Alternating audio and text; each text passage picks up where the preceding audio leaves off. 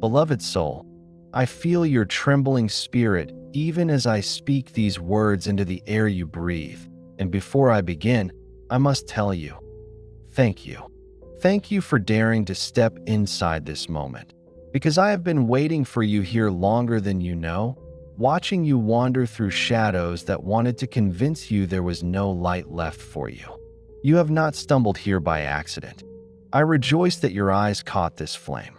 I rejoice that your heart did not scroll past.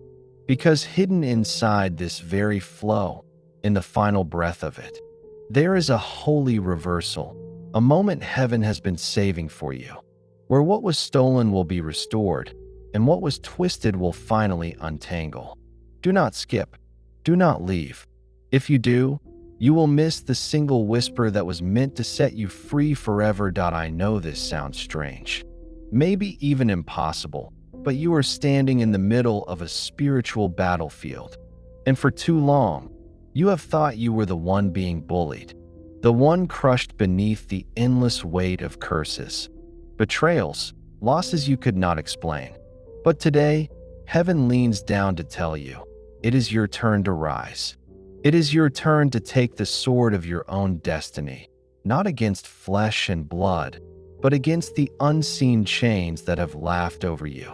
Do you hear me? This is not cruelty. This is not vengeance born of hatred. This is divine reversal. Jesus himself speaks this with trembling fire. The measure you release will return unto you, pressed down, shaken together, and running over. And if you have been pressed down by the schemes of darkness, then surely, now, the press of heaven's justice will overflow for you. But let me pause here, for my heart aches as I speak. Do you know what it cost heaven to bring this message through? Do you feel the grief that shakes inside my voice? You were not supposed to be walking this road alone. You were not supposed to spend nights whispering into your pillow, "Does God even see me anymore?" And yet, he did. He saw every tear. He counted them like treasures stored in jars no hand can break. Mary herself leaned low to catch them. Michael held back his fire so you would not be destroyed by despair. Gabriel carried your sighs as prayers when you did not even have strength to say words. Heaven has been quiet, but not absent. Silent, but never blind. Do you feel that? Do you know you are still chosen? My child, I need to ask you, why do you still believe you are unworthy of heaven's fight? Why do you carry shame like it is your inheritance, when your true inheritance is holy fire, sacred purpose, and divine restoration? Have you forgotten who first breathed life into your lungs? Have you forgotten that your name was spoken in eternity before the foundations of the world were laid? You think this is about a witch, a tormentor, an enemy who has mocked you. But truly, it is about your destiny. Because if you forgive too soon what was not meant to be excused, you hand her the right to torment you again. But if you rise, if you stand, if you refuse to bow under the lies anymore, then heaven's justice flows, not only against what harmed you, but into what belongs to you. This is the hour where the oppressed become the overcomers. This is the hour where silence ends. And still, I tremble to say it, because I know what it costs to be chosen. The unbearable weight of being singled out by light is that darkness recognizes you. The unbearable cost of carrying heaven's fire is that every counterfeit storm will try to drown you. You feel exhausted because you have been chosen.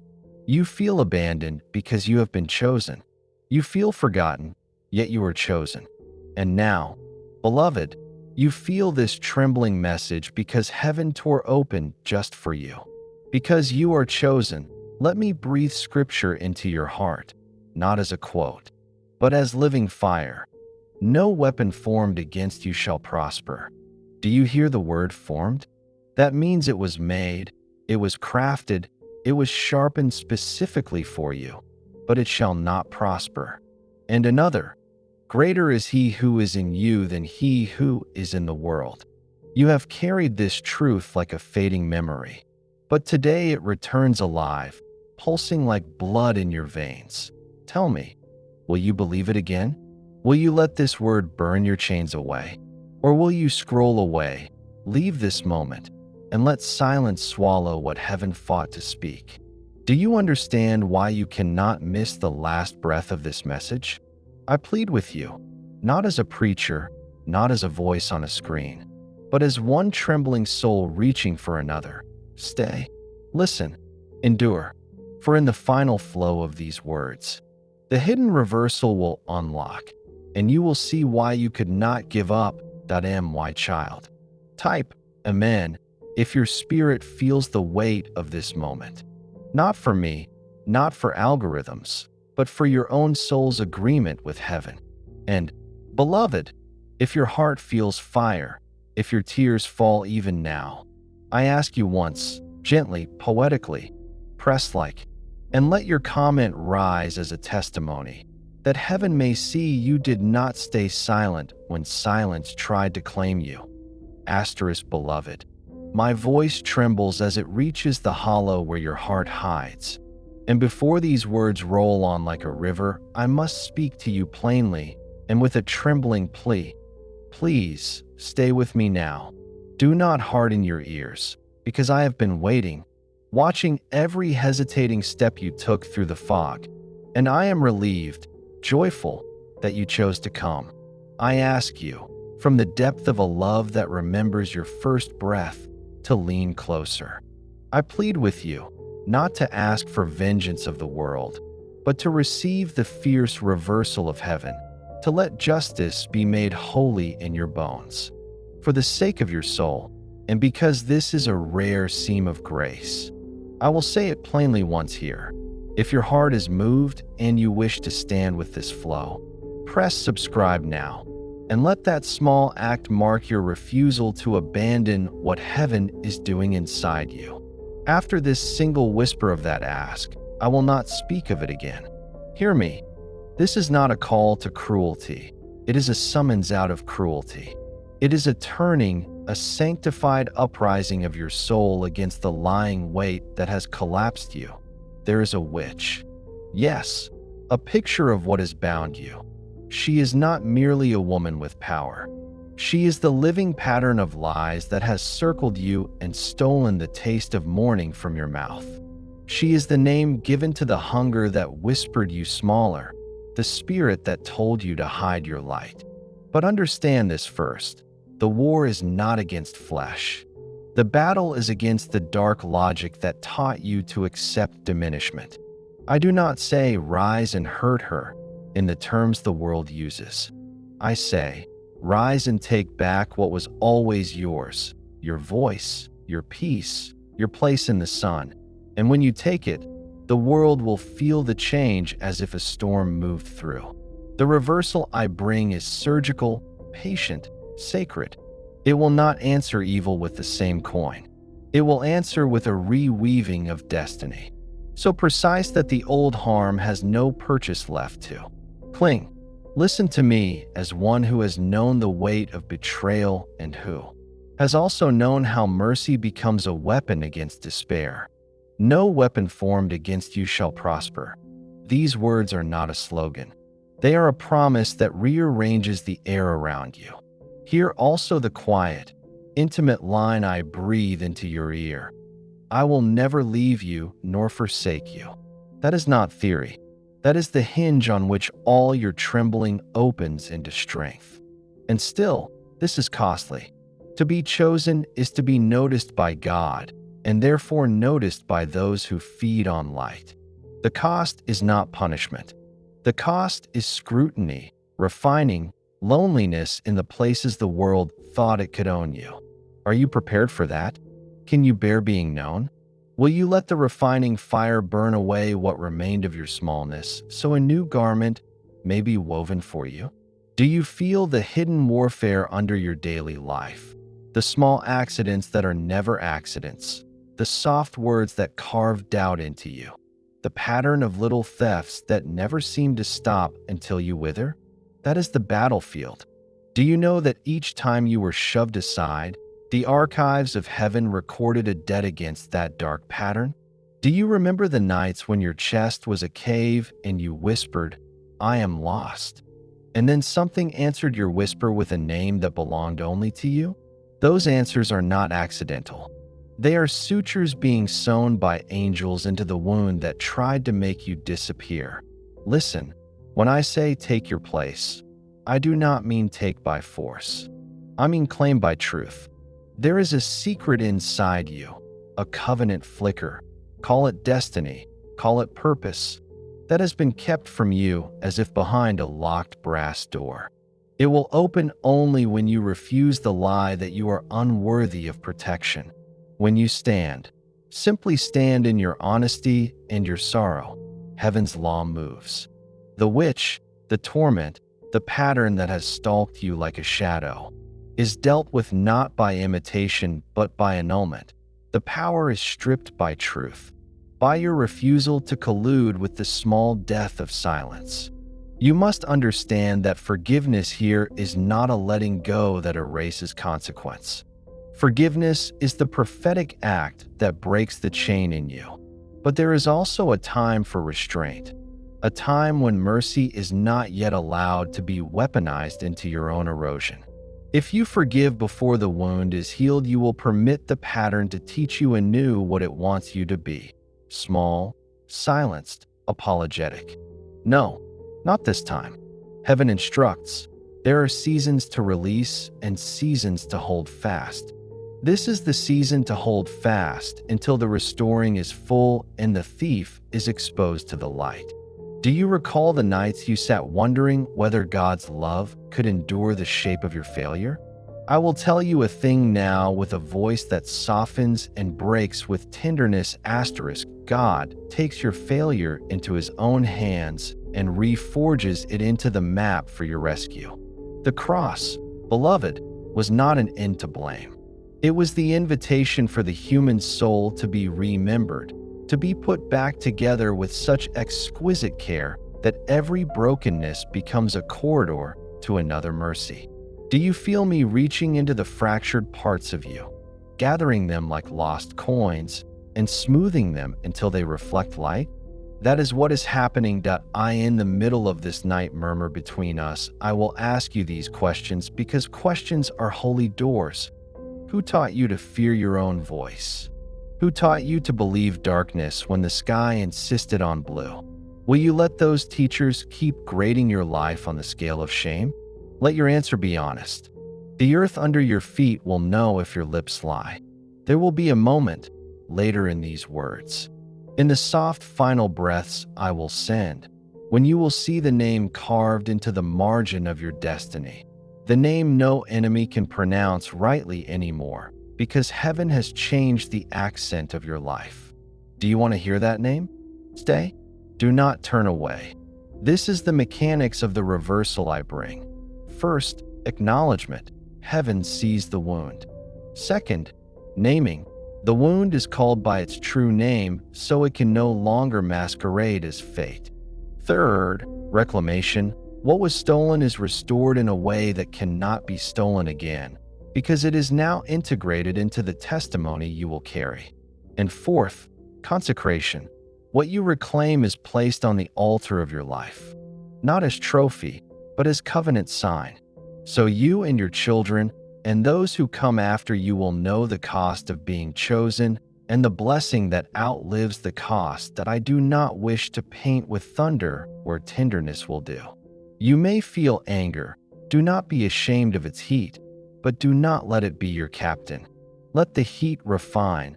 Let it distill into clarity. In this refinement, the witch's power melts away, not by your cruelty, but by your clarity. She thrives when you are confused. She diminishes when you are clear. So, take courage to name what harmed you and be present to the grief it made you carry. The grief is real and must be wept. The angels do not scorn your tears. They collect them like pearls. And as your tears fall, the harp strings of heaven are tuned to a melody that will never be used to harm, only to heal. That I will speak now to scriptures not as scripture shelves, but as living hands. I have come that you may have life, and have it abundantly. This is not a polite promise. It is a tearing of the veil so abundance can reach the places you thought sterile. And, for I know the plans I have for you, plans to prosper you and not to harm you, plans to give you hope and a future. These words are not abstractions. They are the scaffolding that holds you when everything else collapses. Do you see? Even the plans of heaven are detailed to your name. There is no generic mercy here. You are not an illustration. You are the original. Now I say, softly, with the ache of one who has watched you suffer, type, Amen, if your soul recognizes that this is not another sermon, but the very breath of God leaning into your ear. Say it for yourself. Say it as a hinge. Say it with the small, noisy hope left inside you. Amen. You might ask how this holy reversal looks practically. It looks like boundaries that you learn to hold, not cold walls, but lit gates. It looks like a voice that refuses to answer the bait of shame. It looks like friends who will speak light into you, and also elders who will not excuse what is wrong. It looks like a day when the small thefts stop because your life is no longer a buffet for the petty. It looks like your work uncoiling into sacred labor, the gifts you were hiding under cloak and ash now visible, given room to breathe. It looks like restoration that arrives like rain after an impossible drought, slow at first, then a river. Do you fear what will happen if you claim this? Do you fear that new responsibility will cut you away from comfort? That is a fair fear. Remember that every time heaven has called someone to courage, comfort has been left on a different shore. Courage is not absence of fear. It is the willingness to walk while fear is present. If you will take one posture now, take the posture of a child who remembers a lullaby and knows that someone will come back. This is the posture that breaks spells. There is grief here too, the cosmic sort that silences armies. Heaven grieves for what you have lost by design, for what the world taught you to accept. I carry that grief with you. It is not sentimental. It is holy and heavy. It says, we will not minimize this hurt. We will honor it, and then we will transfigure it. The silence you have felt is not abandonment. It is the hour of preparation. When silence is thick, it is often because the work of rescue is being planned behind a door. Do not mistake preparation for desertion. In the hush, angels are sharpening instruments of rescue, wisdom, opportunity, a friend's arrival, a door opening. Keep your ears tuned to the soft creak of that door. Now the urgency. Some warnings arrive like thunder and some like a small cold wind. This is a time-sensitive thing. There are courses of action the dark will take if you do not move. Not because it will lash out with violence, but because it will reassert lies. It will deepen the grooves of your silence. It will multiply the small betrayals until your life fits around them like a mold. To prevent that, you must act. Action here is not rage. It is a series of brave refusals. Refuse the lie you are unworthy. Refuse the pattern of silence. Refuse to forgive prematurely when mercy would be exploited. Refuse to accept a narrative that makes you small. These refusals are not stubbornness. They are sacred defiance, the kind that says to heaven, I will not be small. I know that in your past you have tried to undo this alone, and the attempt left you worse. Because you tried to knock down a house by pulling one brick when you needed to pull the foundation. This time, let heaven instruct the removal of the foundation of the dark pattern. Do not act alone. Call in witnesses, those who can see spirit and those who cannot. Let the practical and the mystical work together. There is honor in both prayer and counsel. There is no shame in wanting practical protection, legal boundaries, safe distances, persons who will stand with you. Angels respect law. They will help you find the right person to carry what must be carried. God's justice delights in structure as much as in mercy. Your destiny, oh beloved, your destiny is not some generic star to wish upon. It is a living, beating things stitched to your name, and it has been whispering your tasks in the waiting room of your days. The truth is, the witch's pattern has been a barricade between you and the assignment only you can fulfill. Once that barricade falls, not by your cruelty but by your truth, the assignment will find you like a familiar face. You will wake and recognize the work because it will fit the shape of your healed heart. The world will not understand why you move differently, but you will. And those who were harmed by the darkness will find rest in the way you move. Because your life will become a beacon for the reclaimed. Let me place a tender image in your bones. I am beside you, hands on you, like a parent whose child woke in the middle of a nightmare. I do not chide you for waking. I cover you with a blanket of presence. In that shelter you can plan. In that shelter you can name the truth aloud, and it will find ear. That is the refuge of the chosen. It is not a retreat from responsibility. It is the place of preparation for responsibility. From that place you will step into a world where your voice carries weight because it is healed. There may be an urgent twist, and if heaven allows it, I will say it now. Sometimes what we fear most is the very thing that the enemy uses to keep us small. And sometimes the thing that looks like loss is actually the precise opening for your deliverance. Do not be startled if a door closes, if a relationship breaks, if a job shifts, if a friend goes quiet. These are not always punishments. Often they are corridors God clears to let the rescue team in. Grieve if you must, but do not become stuck in the question of why. Move into the posture of receiving the new map. You will see, in time, how the closing was actually the pruning that allowed a new fruit to grow. And now, as the tide of words sweeps, know this about mercy and consequence. Mercy given too early can be co-opted. Mercy withheld forever can become bitterness. Learn to ordinance your mercy. Let it flow in ways that heal and restore, not in ways that leave you empty.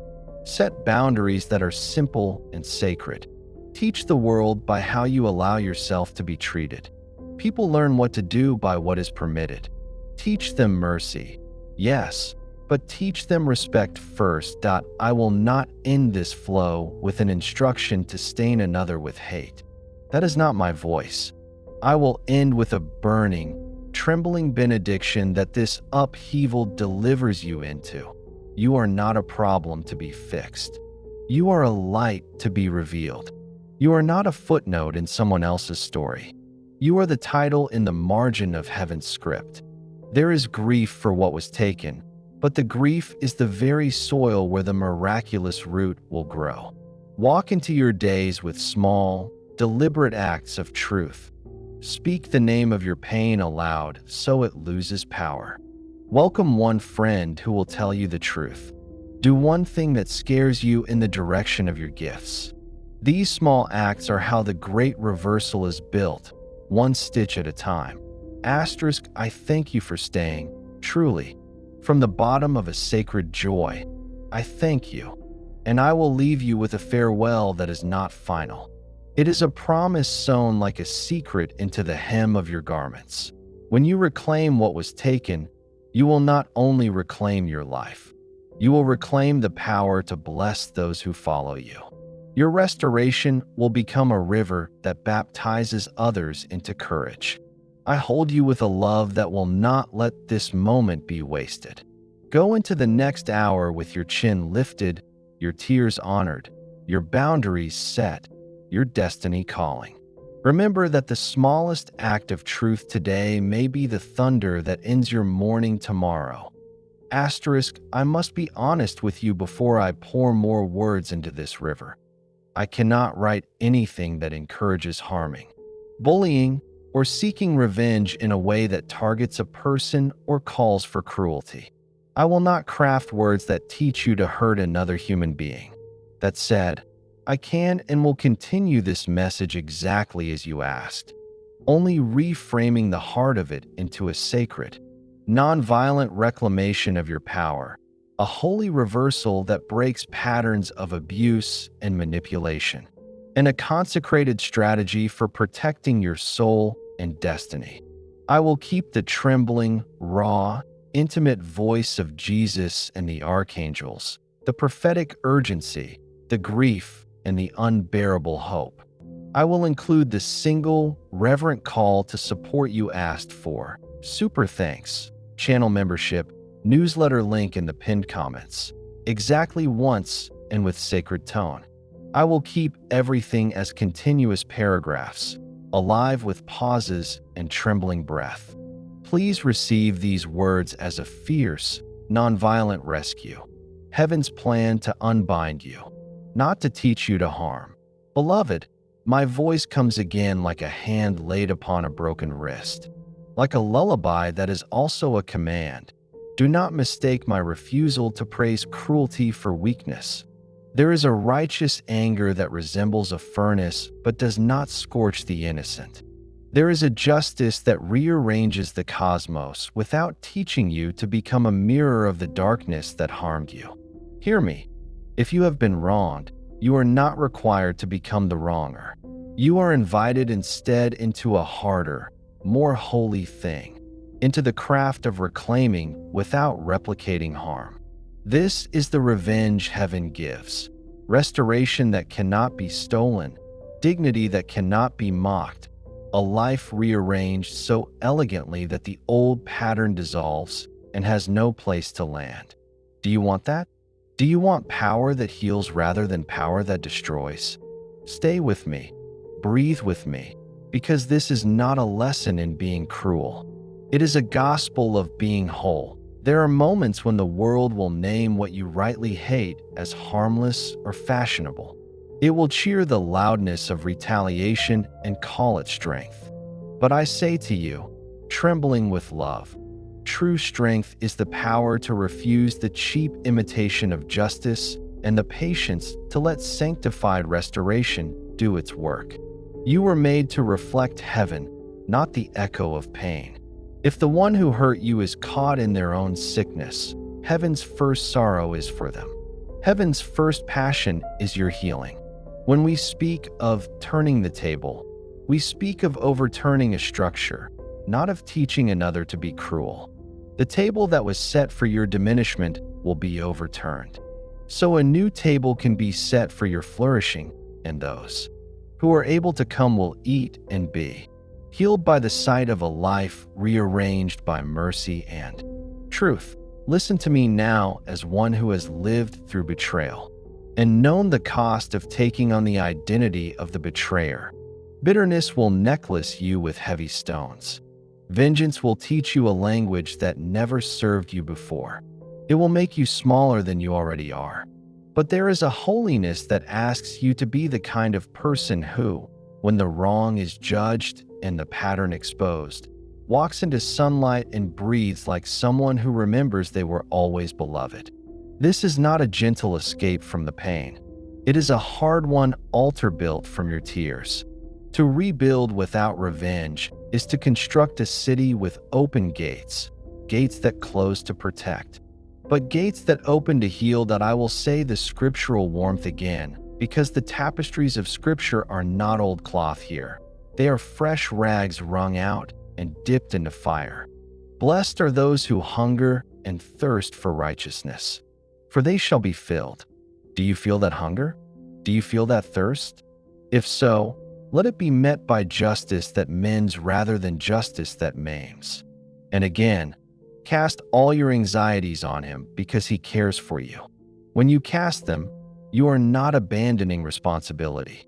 You are giving the weight to the only one who can transmute it into something holy.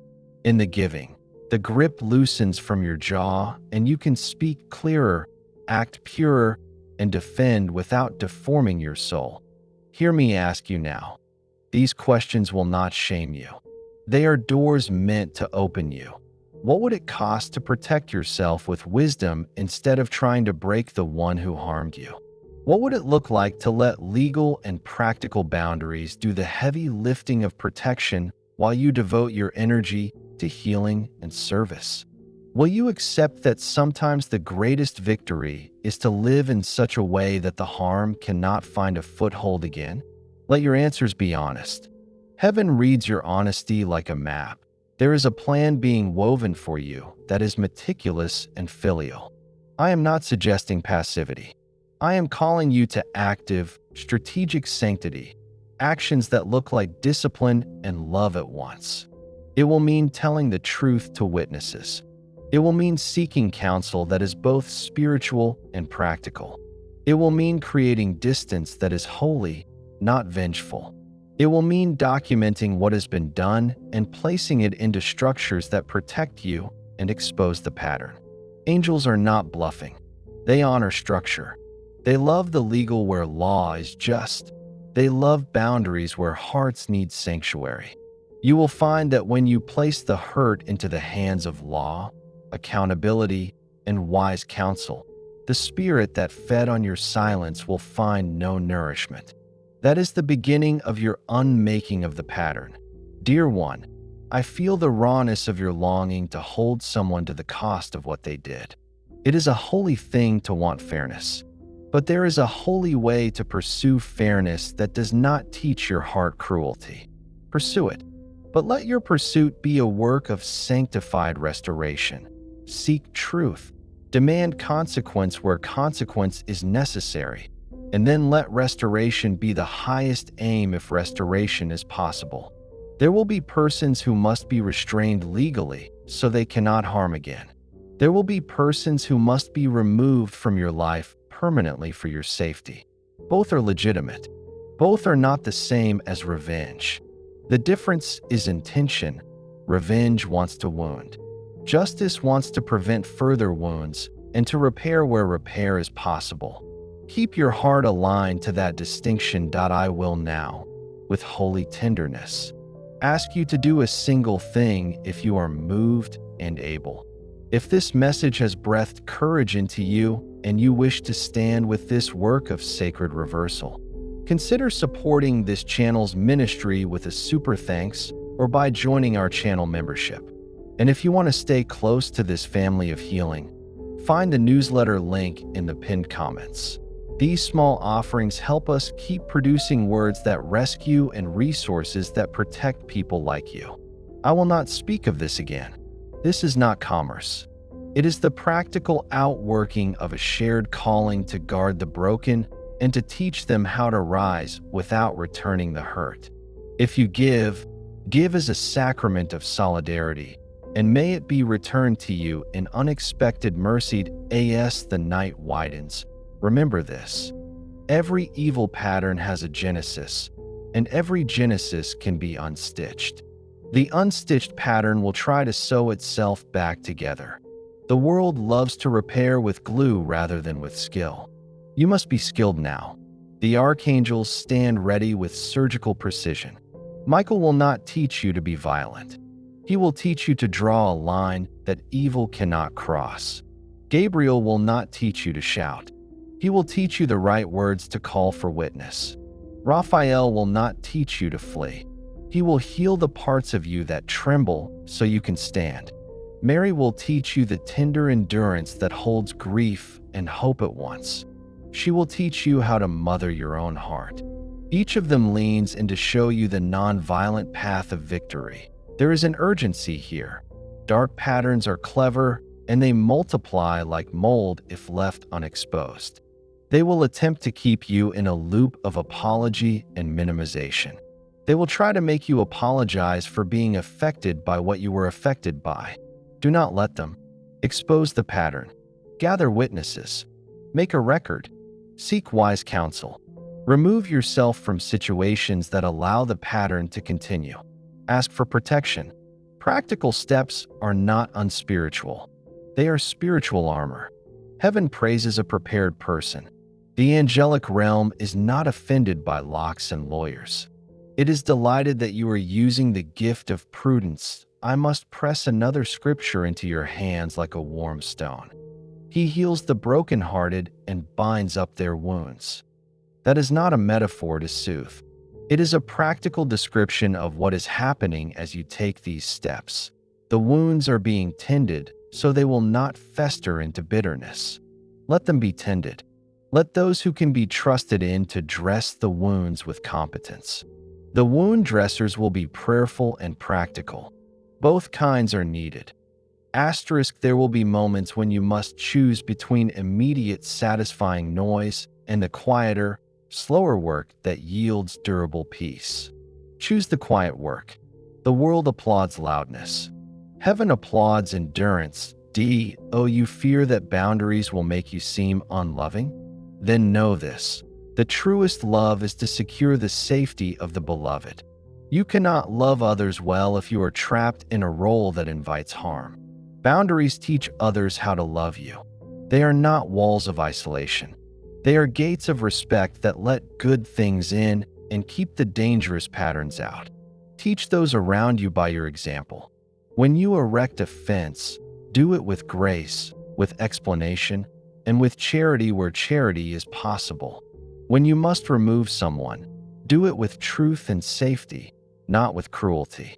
Let your removals be visible to witnesses and done through wise channels. This is how you keep your soul honorable while you reclaim your life. Now, as the storm of words settles into a tidal pattern, hear me tell you something that will feel like thunder and like a caress. Your destiny is not merely to be restored.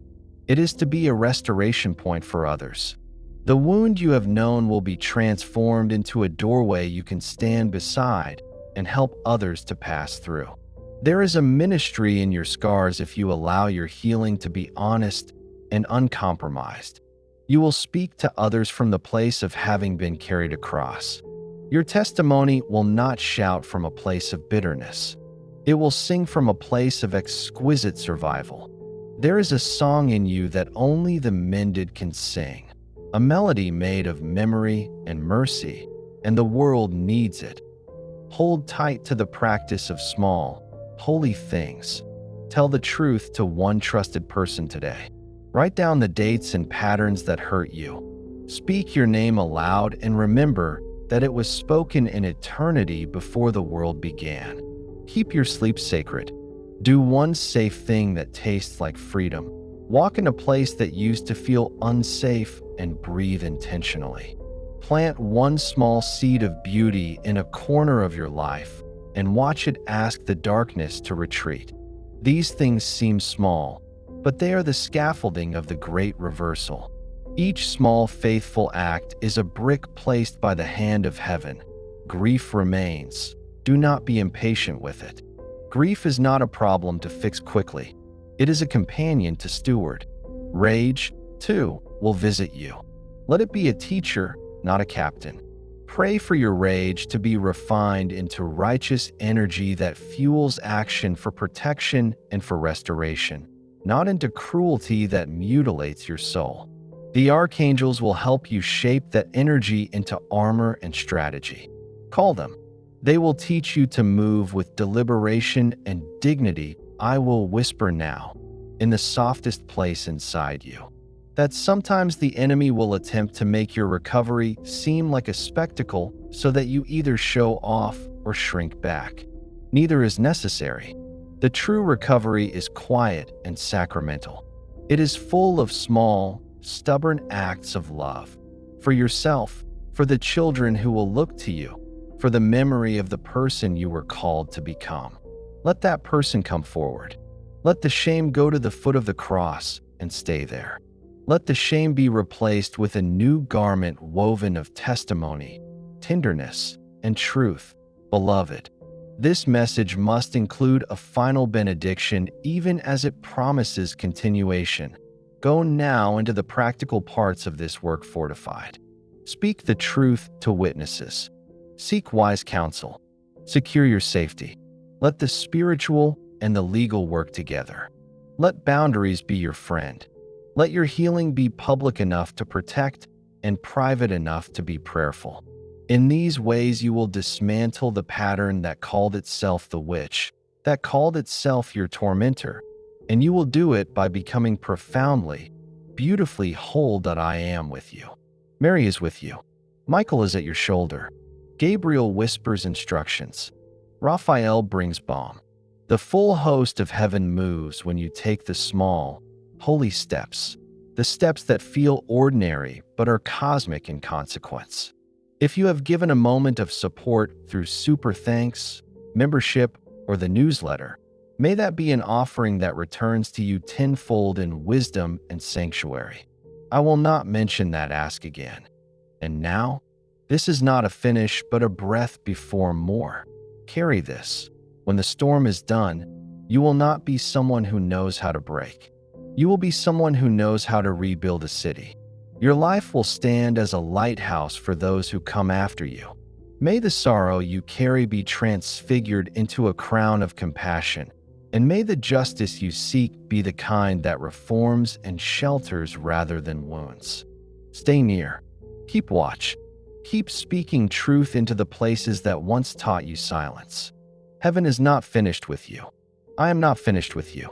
The river of mercy flows, and we will continue, if you will, into the next breath of this prophecy, deeper and fuller, with fresh, trembling words that will not teach you cruelty, but will teach you how to be unbreakable in love. Asterisk, beloved. My voice comes again into the quiet room of your heart, and I will not soften what must be named. You have been carried through seasons of slow erosion, and each small theft, each slight, each subtle undermining has felt like a mountain pressing down on your ribs. Yet here you are, breathing, and for that alone heaven sings. I want you to understand from the depth of everything that moves me that I am glad you did not turn away. I am relieved in a way that sounds almost human, because the joy of finding you awake in the night is vast, bigger than any sorrow could be, and it makes my chest ache with tenderness. Listen, this message is not a lesson in cruelty, nor is it a manual for retribution. It is a raw, salvific telling of what God does when His beloved will no longer be diminished. The enemy has a design, a repeated cadence that calls you to quiet, to apology, to shrunken living, and that cadence must be broken. But the breaking is not by imitation of the brokenness. It is by the introduction of a new measure, a measure of sacred firmness, of clear boundary, of justice that restores without teaching your heart to wound. The war beneath your daily exhaustion is real. The skirmishes of an unseen cleverness have stolen the color from your mornings and taught you to apologize for existing. Yet the same hands that first formed you, hands that shaped the sea and breathed the song of the first dawn, are the hands that will reweave the edges of your life, stitch by stitch, until the garment of your destiny fits again. I will not pretend this is painless. The refining is fire. The chosen path cuts away things you love that were never meant to be your anchors. You will feel loneliness when you move toward truth. It will feel like loss. Grieve it. Grief is not a detour from prosperity. It is the doorway to what is durable. In your grief, the angels stand with ladles to collect the salt of your tears. They do not hurry you or shame you for mourning. They gather, they mark, they remember, because heaven is making an archive of everything that was stolen and everything that will be returned. If you have been taught the lie that forgiveness is immediate and undisciplined, hear me. There are seasons to forgive and seasons to hold fast. Both belong to holiness. Forgiving the unrepentant as if nothing needed to change is not mercy. It is a surrender that invites more harm. The sacred work of reclamation sometimes requires practical measures, restorative conversation where truth is met with accountability, legal steps when safety is at stake, distance that is not coldness but protection, structure that says, "Here is where my life breathes, and you may not enter uninvited." These acts are not vindication. They are stewardship. They are how you steward the temple of your body and the narrative of your days so that the truth of who you are may resound again. Hear two living voices of Scripture woven into this breath. The one who breathed the world says, I will never leave you nor forsake you. And the whisper that follows is, no weapon formed against you shall prosper. These are not slogans, but living contracts that the cosmos recognizes. Take them into your mouth and let them press against the wound like a salve. The witch figure you fear, the pattern that has stalked you, thrives on masks, a smile that hides contempt, a gift that demands silence, a kindness that was armor for manipulation. To unmask is not to humiliate. It is to free the trapped, beginning with you. When the pattern is shown under light, it loses its camouflage. Deceit cannot stand in open air. You must be the one to bring light. Sometimes by speaking the truth to witness, sometimes by writing the pattern down so it can be seen, sometimes by naming it in prayer until the name loses its tyranny. I ask you, tenderly and urgently, who first taught you to shrink when the world asked for your whole self? Who taught you to believe that meekness and muteness are the same? Will you let those teachers keep grading your life by their broken rubric, or will you step into the curriculum of heaven that calls you to fullness? These questions are sacred doors. Answer honestly in the small private chapel of your days, and you will find the next steps becoming visible.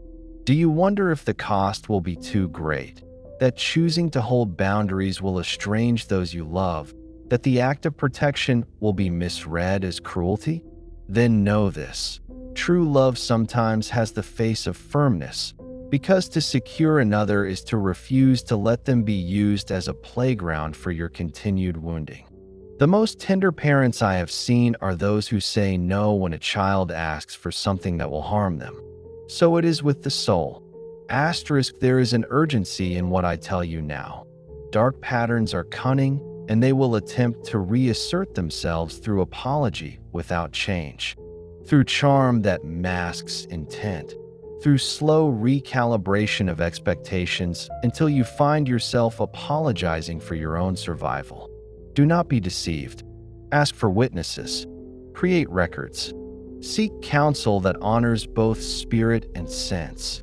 Your faith is not endangered by paperwork. It is preserved by it. Practicality is not the enemy of the holy. Often it is the conduit. In the middle of this convocation of words, I place another scripture like a warm stone into your hands. I have come that you might have life and have it abundantly. Understand abundance as the unraveled and true flourishing of your capacities, not as some vague prosperity, but as the small daily resurrection of things the dark once stifled: your voice, your joy, the capacity to love without being consumed. The path to abundance runs through boundaries and through grief tended well. I want to ask you two more sacred questions because questions guide the eye of the soul. Will you allow your anger to be a teacher rather than a tyrant? Will you let your pain be the soil for compassion rather than the seed of bitterness? Answer in the honest silence of your bones. If you say yes, then move accordingly. Anger that teaches will name the harm calmly, will demand change, and will not become the habit of your life. Pain that becomes soil will make you tender to others, not cruel. There is a paradox in what I offer. The very act of refusing to become the oppressor is the most devastating blow to the pattern that once oppressed you. When you rebuild your life with integrity, kindness, and unflinching truth, you make a fortress that cruelty cannot inhabit, and the architecture itself becomes witness. Angels do not cheer the spectacle of revenge. They marvel at the quietness of a life rebuilt in sanctity. In this rebuilding, you will find strange companions, those who have also been refined by fire and who will stand beside you with tools and with songs. The archangels will not do your labor for you, but they will equip you. Michael will teach you the posture of protection that is not violent.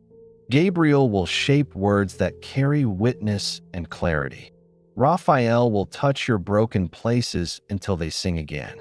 Mary will teach you the gentle endurance that keeps grief from becoming your permanent architecture. You are not alone in this craft. There may be an urgent twist for which you should be prepared. Sometimes the enemy will attempt to make your recovery a spectacle that entices you into either grandstanding or retreating. Neither will serve the good. The recovery heaven offers is neither loud show nor private exile. It is a public sanctification, visible enough to protect, subtle enough to guard holiness. If a relationship must end, let it end with truth and with safety. If there is work to be done in law or in counsel, do it with witnesses and with prayer. There is sanctity in procedure. There is holiness in the small acts. Locking a door, closing a message thread, appointing trusted people to hold your account of events, sleeping with a name that is now safe on your lips. I press upon you that mercy and consequence are not opposites. They are siblings. Mercy seeks restoration where restoration can be true and lasting. Consequence ensures that restoration is not a joke to those who would harm. To hold both is to carry a heavy, holy crown. Let me whisper now this tender thing. The wound you carry will not be wasted. It will become the very instrument by which compassion is taught.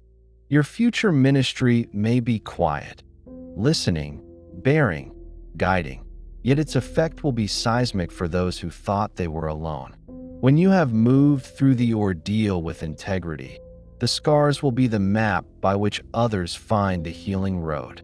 Do not refuse the calling to be a guide because of fear that the work will re-expose you. Wisdom will show you how to help while remaining safe. I know you fear bitterness will make you unlovable. I know you fear that justice will harden you into something unrecognizable. Hear this with the tenderness of one who knows you. The heart refined by truth becomes more luminous, not less. It maintains softness because it has learned to distinguish between softening and dissolving. Softness without boundary invites ruin. Softness with boundary invites transformation. Hold to softness and boundary together like two hands that cup a fragile thing. As this long breath of prophecy continues, I ask for a single surrender. Give your shame to the foot of the cross and let it be trampled underfoot there. Not because you are excused from responsibility, but because the shame is not yours to carry alone. Place it where mercy can do what accusation cannot. Transmute. Do the small, holy acts daily. Name the truth to one trusted witness. Put dates beside events. Sleep with a psalm in your pillow. Feed yourself with food that remembers to be gentle. And practice saying, I am not what they said about me. These practices are scaffolding. They feel trivial until the scaffolding is knocked away and you stand in a new structure of being. I will not romanticize the loneliness that may come when you set boundaries. Loss will be real and aching, but loss is a kind of pruning. It makes room for the vines that will yield fruit. The Lord who prunes does so not to harm, but to make more fruit-bearing. When the pruning is complete, you will not recognize the emptiness as final. Instead, you will see the space as invitation. In the center of this pouring of words comes another scripture like a well. The Lord heals the brokenhearted and binds up their wounds. Receive that as a process that includes both the felt repair and the visible restoration in relationships and vocation. Rescue often looks like slow accretion rather than a sudden trumpet. Expect patience and celebrate small returns. A laugh that comes back. A morning that tastes of sunlight again. A task you once loved becoming possible once more. Do not shame the small returns. They are the geography of healing. I ask you a few more holy questions to keep your eyes aligned. Will you allow help? Will you accept that the angels often work through other humans, lawyers, therapists, friends, and that asking for help is not a failure, but the use of a gift? Will you vow not to cover your wounds with performance, but to let them be tended? If your answer is yes, then reach out. Let human hands be the carriers of heavenly balm. There is an urgency to this outreach because silence multiplies the pattern. Voice, even shaking and small, undermines it. Speak. Name. Record. Protect. Do not be ashamed to call forth accountability. As the river of these words moves, know this about destiny. The pattern that tried to make you small was always designed to rob the world of what only you can give. When that pattern is removed, you will step into a vocation that fits your healed form like a familiar glove. Your gifts, those tiny glints you hid in shame, will become the instruments of communal repair. You will find that your life, properly defended and lovingly rebuilt, is not only for you. It becomes an altar for those who cannot yet see light. Finally, beloved, I give you a benediction that is not an ending, but an invitation to the next breath. Go into the days ahead with firmness that is tender, with anger that is disciplined, with grief that is honored, and with joy that is reclaimed. Keep watch, keep prayer, keep counsel. Let the small acts of truth become the scaffolding of the great reversal. And as a simple seal between heaven and your will, whisper with me now. If your spirit can, amen. Receive this as the start of a long, tender, and holy undoing of every pattern that refused your flourishing. And know that heaven continues to move, even when you cannot see it. Knitting a new story for you stitch by careful stitch. Asterisk, beloved soul. Listen to me as if the air itself were trembling with the weight of what has been hidden from you. As if the walls around you were straining to hold the sound of eternity pressing through. I will not use these words to circle back to what I have already poured. I will not repeat what was said. I will stretch open a new chamber of prophecy, fresh and unwalked, so that your spirit feels the immensity of heaven's care breaking into your present moment. You have been standing at a threshold, and the strange ache inside you has been this. You sensed a door, but could not see its frame. You felt the pulse of a call, but did not know where it led. This is the hour where the invisible frame becomes visible. The silence you thought was abandonment has been an architecture, slowly drawn around you like scaffolding while the unseen work took place. You are not a ruin to be pitied. You are a temple under reconstruction. Every hammer strike you could not interpret was a preparation for unveiling. And what felt like collapse was simply the stripping away of false adornments so that what is true could finally breathe, that I will not soften this. Your life has been under observation from realms you cannot see. Both light and shadow have studied you, waiting for your agreement with one or the other. That is why so many small details seemed loaded, why ordinary days felt like verdicts. You are not paranoid. You are perceiving spiritual density. The very fabric of your hours has been contested ground, because your soul carries a covenant larger than you ever imagined. And yet, what I must tell you now is more intimate. The covenant is not an abstract mission written in cosmic ink. It is written in the smallest fibers of your being asterisk, in the way you carry tenderness, in the way you notice others, in the way grief does not destroy you, but makes you more porous to compassion. These small traits are not accidents of personality. They are fragments of divine strategy woven into you before breath was given. That is why the enemy fought so hard to distort them, because what was meant to heal became, in distortion, the very places of your deepest wound. But distortion is not final. What God planted cannot be erased. It can only be buried under debris until the time of unveiling. Do you not see? The debris is being lifted. The time of unveiling has come. You have asked in the private chambers of your heart why joy feels foreign, why peace slips through your fingers, why hope feels like a story for others. The answer is not that you were unworthy, but that you were early. The fruit was not yet ripe. You were tasting a promise still green, and it left bitterness on your tongue. But now the season has shifted. What you could not taste before will begin to appear with sweetness, not because you forced it, but because heaven has declared the time that I speak to you also of sorrow. Because to ignore sorrow is to insult the reality of your path. The sorrow you carry is not only yours. It is ancestral, generational, collective. You have borne weights that were never meant to belong solely to you. And the strange weariness you feel, the way exhaustion clings even when you sleep, that is not laziness or weakness. It is the echo of battles fought in silence, wars carried in your bloodline, cries unanswered by those who came before. You were chosen not to be crushed by these burdens, but to transmute them, to let them end in you, to let your life become a seam where curses unravel and blessings flow forward. That is why the pressure is unbearable, because you are bearing more than your own story. But I must whisper this hope so gently you almost miss it. You are not bearing it alone. Every time you thought your spine would snap under the weight, angels braced you unseen. Every time you thought your mind would fracture from the noise of shame, heaven hummed a low song just beneath your awareness to keep you tethered. That is why you are still here. That is why you can hear these words now. Let me tell you of the hidden arithmetic of heaven. Nothing is lost. Every tear, every gasp, every whispered why has been caught and stored in vessels beyond decay. The archive of your suffering is not a museum of pain.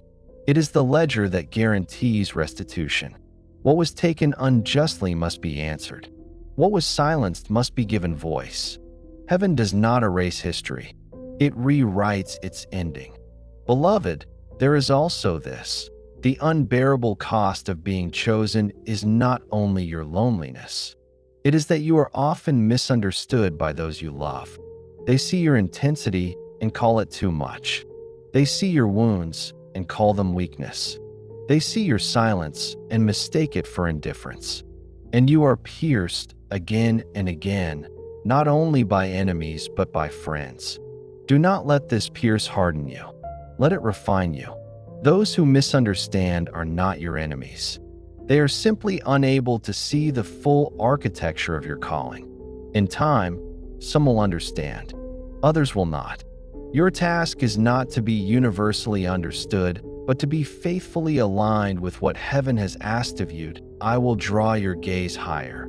Beyond your personal battle lies a horizon you have barely dared to dream.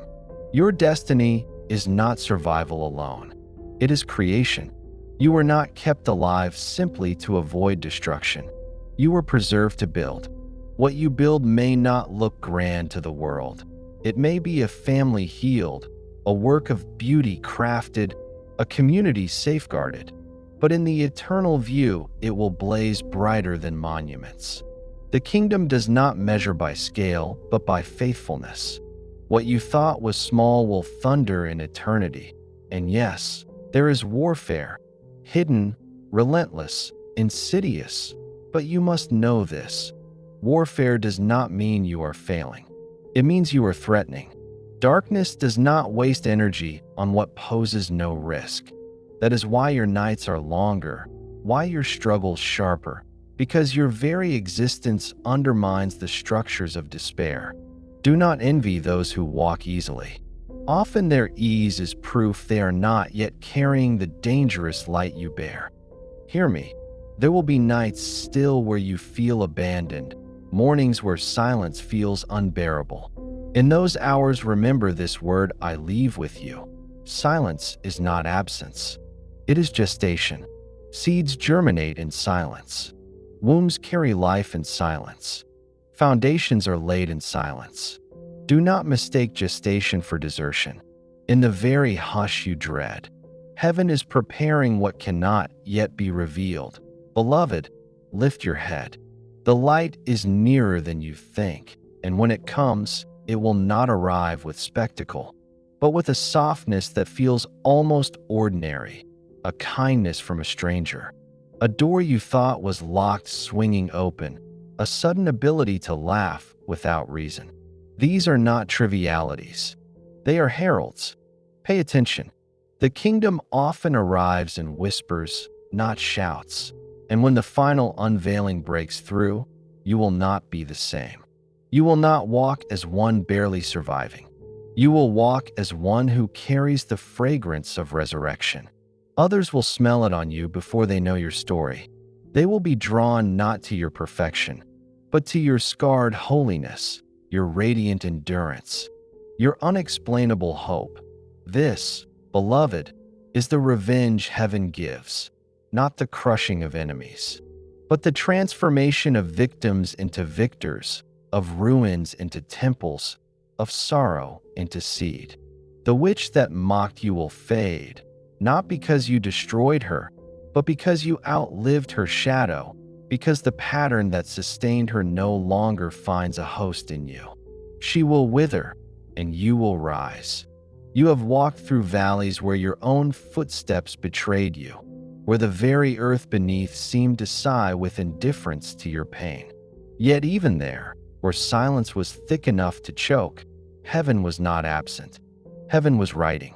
Heaven was folding notes into the fabric of your days.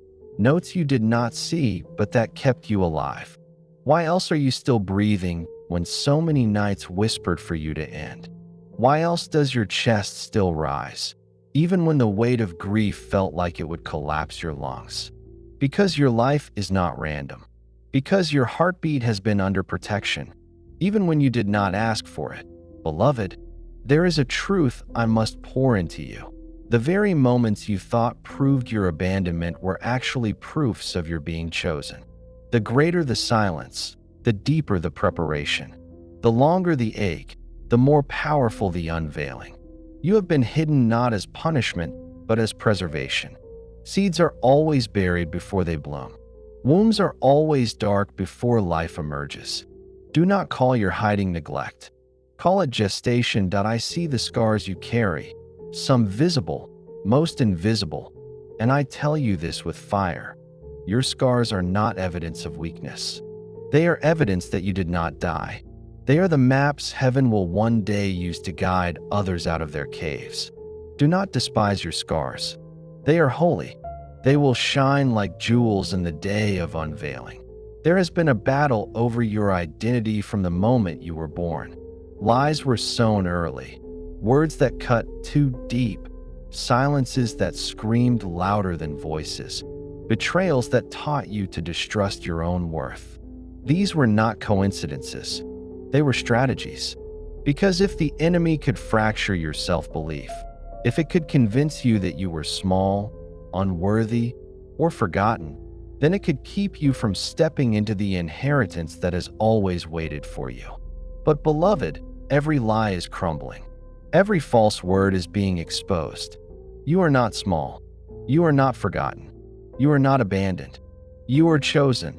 The cost of being chosen is unbearable at times. You feel loneliness others cannot comprehend. You feel grief without clear cause. You sense battles others walk blindly through. This is the burden of carrying light. Shadows recognize you, even before you recognize yourself. Do not envy the ease of those who do not wrestle. Their ease is not proof of blessing. It is proof they are not yet carrying what you carry. Your very struggle is proof of your calling. And now I must tell you of joy. Joy has been hidden from you, tucked away where shadows could not steal it. You thought it was gone forever, but it has only been guarded. There will come a day soon when joy returns to you like a storm breaking open the sky. It will be fierce joy, joy that laughs in the face of what tried to bury you. Joy that cannot be stolen because it is rooted deeper than circumstance. That joy is part of your destiny. It is your inheritance. And when it comes, it will confuse those who mocked you. It will silence those who doubted. You wonder why the path has felt endless, why the pain has been layered upon layer. Hear this with trembling. You are not only living for yourself. You are carrying burdens that end with you. You are the seam where generational curses unravel. You are the hinge where cycles break. That is why the pressure has been so great. That is why the nights have been so long. Because your yes to survival is not just about you. It is about those who come after you. They will walk freer because you endured. They will breathe easier because you chose to rise again. Do not despise your tears. Everyone has been caught in jars that cannot decay. They are not forgotten. They are currency in heaven's economy. They will be poured back as rivers of restoration. Your weeping has planted seeds you cannot yet see, but in due time, harvest will break forth. Listen to me, beloved. The unveiling will not come with spectacle alone. It will come in whispers, in small mercies that accumulate until they roar. A door opens you thought was locked. A word arrives when you needed it most. A friend appears who speaks your language without you having to explain. Do not call these things small. They are heralds. They are the first rays of dawn. And when dawn comes, it always comes to stay. Lift your head. I know it is heavy, but lift it. You are not meant to stare at dust forever. You are meant to see the horizon. And the horizon is glowing with a light you cannot yet comprehend. Do not fear the shaking. Yes, the ground will tremble beneath you. Yes, structures you trusted will fall apart. But the shaking is not your destruction, it is your deliverance. Old foundations cannot hold the weight of what is coming. They must collapse so the true foundation can be laid. Trust the collapse. It is mercy disguised as loss. And now I ask you these questions, not to accuse you, but to open doors inside your spirit. Will you allow yourself to hope again? Will you risk the pain of vulnerability by believing that restoration is possible? Will you dare to see yourself not as broken beyond repair, but as holy, chosen, radiant? Answer in the silence of your heart, for heaven hears even what you do not say aloud. Beloved, there is fire in your future. Not fire to consume you, but fire to clothe you. You will walk with flames upon your shoulders, and they will not burn you. They will illuminate paths for others. People will be drawn to your light not because you are perfect, but because you survived. They will see your scars and find hope for their own. You will become a living testament that death does not win, that despair does not have the final word. You not know? Even now, armies of light surround you. You thought you were alone, but you are not. Every time you whispered, "Help," even when you thought no one heard, the cry reached farther than you knew. Angels leaned close. Guardians wrote your name upon their swords. You are covered more than you realize, and though you have been misunderstood, though those closest have sometimes misnamed you, this is not your end. The misunderstanding is proof of your distinction. You are not meant to fit easily. You are meant to stand apart. That loneliness you feel is holy space being carved for what cannot be shared with everyone. The day will come when your laughter will return, and it will sound different. It will be deeper, fuller, more resonant than before. It will carry healing in its echoes. Your laughter will be a weapon, confusing the shadows, dismantling despair. And you will laugh not because everything is easy, but because you have seen that nothing can destroy what God has placed inside you. So rise, beloved. Rise again. Even trembling, rise. Even wounded, rise. For the unveiling is near, and when it comes, you will blaze.